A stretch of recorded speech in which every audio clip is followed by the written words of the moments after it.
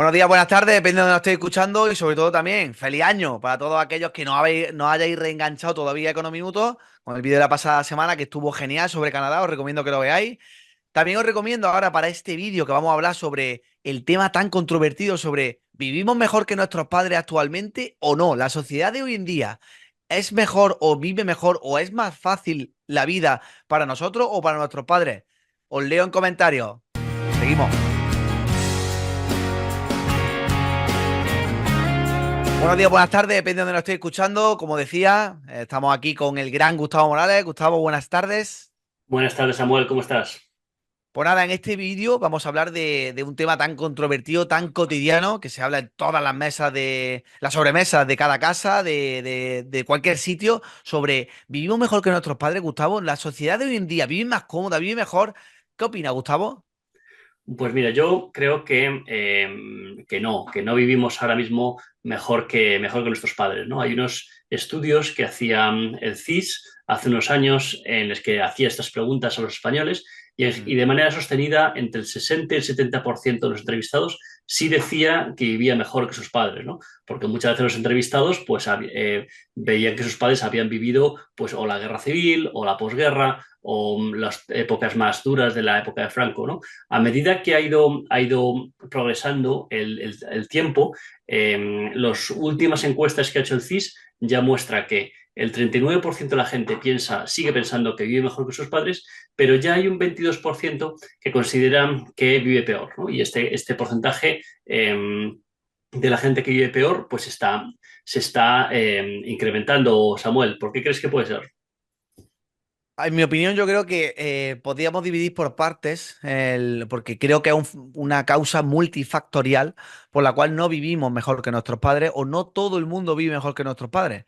Y creo que la piedra angular de ese discurso subyace de la vivienda. Al final es el caballo de batalla de cualquier economía y más aún una economía muy supeditada a la vivienda, una economía, la española, muy supeditada también al vaivén de la inflación, ya que hemos sido testigos, sobre todo nuestros padres, de una galopante inflación desde los años, bueno, desde la posguerra hasta la época ya más moderna de la economía española, en los años 2000, en los cuales el activo refugio y de referencia, ya no solo para ahorro, sino para inversión, siempre fue la vivienda. Por lo tanto, entiendo que si la vivienda se ha hecho más costosa, ya no solo en precio, que también, sino que se ha hecho más costoso el acceso a ella, pues obviamente eso marque gran parte el que dice, el que afirma que vive peor que sus padres. Pero después en otros tipos de temas, como por ejemplo viajes, ocio, acceso a información, acceso a formación, acceso a un montón de cosas. Creo que ha sido muy fácil y nos ha hecho vivir también, bueno, fácil y que no ha podido hacer caer en una trampa, Gustavo, una trampa de la comodidad, que es verdad que podemos vivir más cómodos, pero obviamente somos más pobres. Y no somos más pobres porque tengamos menos ingenio que nuestros padres, porque es lo que hemos comentado muchas veces, Gustavo, cualquier persona sin incluso formación. Hoy en España, de la quinta de los años 60, 70, incluso 80, puede tener dos viviendas. Una vivienda residencial en su ciudad de origen e incluso después una vivienda en la playa. Y son gente que no han tenido un ingenio excesivo para buscar una oportunidad que le haya abierto la puerta a tener dos inmuebles, no. Sino que en ese momento, pues el acceso a la vivienda tenía muchas menos barreras y era mucho menos costoso que hoy. Entonces, obviamente, eso marca mucho el que a la hora que cuando le pregunto a cualquier persona, invito de nuevo a que nos dejen en comentarios la opinión de nuestros oyentes, de nuestros televidentes, que nos puedan decir si ellos viven mejor o no viven mejor y por qué. Pero obviamente recalco y sí, insisto que la vivienda es gran parte de esa opinión, Gustavo. Sí, estoy muy de acuerdo contigo. Creo que mucha de la gente que fue joven en los 60, 70, 80 ha Mm. vivido una época de crecimiento económico español sin parangón, ¿no? Porque veníamos de muy abajo y simplemente teníamos que modernizarnos y teníamos que ponernos al paso de Europa y todo eso antes de recibir las ayudas europeas, que eso de luego en los 90 pues también ayudó muchísimo, ¿no? Entonces, la gente que estaba creciendo junto con el país, pues se ha beneficiado de unos mercados vibrantes, de unas subidas de sueldo, claro, muchas veces vinculadas a la inflación, ¿no? Es decir, que no es que le Ujú. subieran el sueldo más que la inflación, sino que como mucho iban con la inflación, pero el crecimiento, el desarrollo económico y sobre todo las perspectivas económicas que tenía el país en el medio plazo, pues les ha ayudado mucho a poder desarrollarse profesionalmente y hacer esa compra de viviendas, ¿no? Hoy en día, pues las perspectivas son mucho peores y ha crecido mucho más el precio, está creciendo mucho más el precio de la vivienda que el precio de los salarios, ¿no? Entonces eso hace que, Ujú. como veremos también en un vídeo que tenemos programado, pues se abre una brecha intergeneracional por la cuestión de la vivienda, ¿no?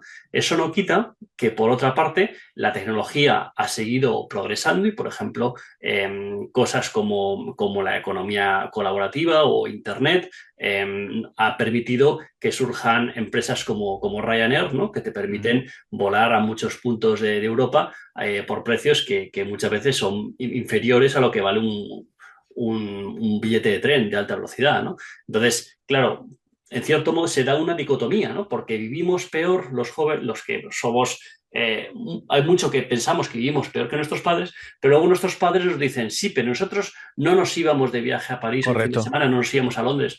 Y es verdad, en eso tienen razón. Ese tipo de cosas eran un producto de lujo que se ha democratizado mucho porque, digamos, el ingenio, ahí sí, de los empresarios ha Ujú. conseguido encontrar las maneras de facilitar y bajar los precios en esa parte, ¿no? Entonces, mientras que alguna serie de bienes y servicios que eran prohibitivamente caros antiguamente, hoy se han abaratado, y se han puesto en disposición de los jóvenes. Hay otras cuestiones como la vivienda, que es primordial para el desarrollo de cualquier familia, que se han encarecido y eso hace bueno, pues que haya un creciente descontento, Samuel, y yo creo que ese creciente descontento pues puede ser preocupante en el medio plazo. ¿Qué te parece? Me parece que pienso como tú, al final son datos objetivos y también ya recalcar para rematar, el Estado cada vez es más grande, Gustavo, y eso conlleva que nuestra aportación como contribuyente sea más grande. O sea, el Estado al final no genera riqueza, no genera dinero, por lo tanto, la chupa de nosotros, de sus contribuyentes, la parasita de nosotros, y al final cada vez es más grande. Desde los años 80 90, el Estado ha crecido sustancialmente y con ella nuestra aportación y nuestro esfuerzo financiero para con él. También destacar que desde la entrada en el euro, un euro en el año 2002, podía comprar aproximadamente entre un 40 y un 50% más cosas que un euro hoy. Eso también es muy sustancial y es muy importante a la hora de, por ejemplo, afrontar el pago de una vivienda. No es lo mismo una vivienda hoy que una vivienda hace 20, 30 años. Después también, por ejemplo, con el tema de la alimentación. En 2006, 2007, anuncios míticos de Lidl, del Día, de muchas cadenas anunciando de que con 30 euros se llenaba el carrito. Eso hoy en día es impensable. Y no es por culpa de los ciudadanos de a pie, sino que al final la inflación, el impuesto silencioso, tiene mucho que ver en esto. Y no por casualidad, decía antes, España es un país que tradicionalmente ha marcado su tradición en inversión en inmuebles por este tipo de cosas. Al final, la inflación es acumulativa y se está viendo cómo sostenidamente en el tiempo está generando problemas. Y también, ya para terminar, lo que decía antes ya no solo que seamos cada vez más pobres, que no es que lo diga yo, es que es objetivo y varios institutos económicos no sospechosos de estar alineados con mi ideología han hablado de ello, sino que también el acceso, ya no solo lo costoso, sino que el acceso a muchos bienes duraderos está siendo un perjuicio para muchas familias, muchos empresarios y muchos propietarios. Entonces, Gustavo, yo creo que no es solo tema de vivienda o no solo de ocio de tal, sino que también el Estado no ha parado de crecer y de endeudarse, porque repito, en la deuda pública en España no hay que irse muy lejos. En el año 2006-2007 yo creo que rozaba el 30, entre 30 y 35% del PIB. Hoy ya supera el 100%. Y esa deuda no ha caído de los árboles, ni ha salido de ningún sitio, ni más ni menos que de nuestro bolsillo. Por lo tanto, Gustavo, al final estamos empezando a pagar la factura de los excesos del pasado.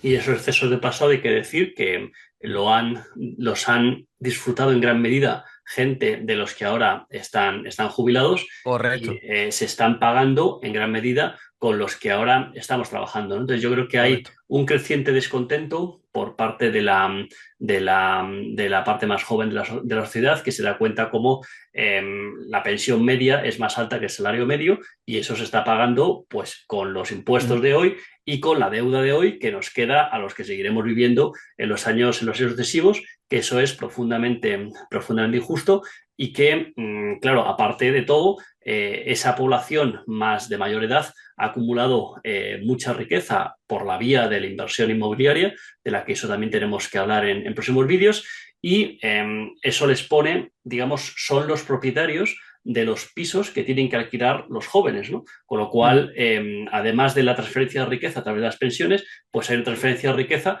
a través de las rentas inmobiliarias, ¿no? Con lo ujú. cual, bueno, este proceso de pauperización, ¿no? De empobrecimiento de la población joven está detrás del auge de algunos propuestas políticas de corte populista, ¿no? Y es que no hay que olvidarse que la población que votó a Podemos en ciertas elecciones es en gran medida la misma que ha votado a Vox en las siguientes elecciones y la misma que ha podido votar a Se acabó la fiesta en las siguientes elecciones, ¿no? Es decir, que hay que partidos populistas de distinto signo tengan la capacidad de atraer un mismo electorado, de lo que nos habla es de un descontento pues muy enraizado y que puede dar lugar a problemas en el futuro, Samuel.